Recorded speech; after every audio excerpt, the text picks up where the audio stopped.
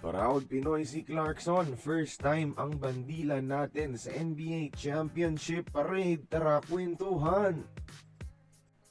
Matapos nga ang makasaysayang championship ng New York Knicks, ginanap na ang traditional championship parade sa New York mga idol. And safe to say, yung priority ni Jordan Clarkson is i-represent talaga yung mga Pilipino mga idol. Dahil as a first-time NBA champion, hawak ni JC ang ating bandila sa parada. And this is the first time mismo mga idol sa buong NBA history na nakawagayway ang ating Philippine flag sa isang NBA championship parade. Sa higit 75 years ng NBA, ngayon lang natin nakita ang 3 stars and a sun sa sikat na championship parade mga idol. At si JC pa mismo, ang ating Gila superstar, ang may dala at hawak nito mga idol.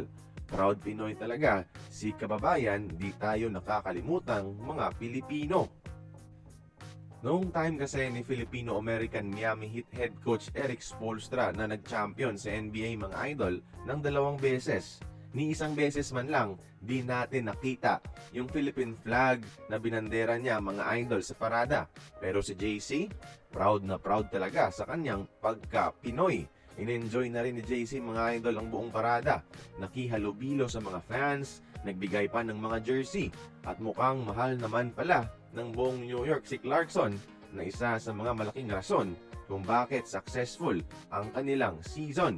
Isang taon pa lang si JC sa New York pero nagmarka na siya at sinigurado niyang kasama tayong mga Pinoy sa kanyang maiiwang legacy. Pasalamatan natin mga idol sa comment section si Clarkson sa pagwagayway ng proud ng ating bandila. Join the conversation, magkomento lamang sa ibaba.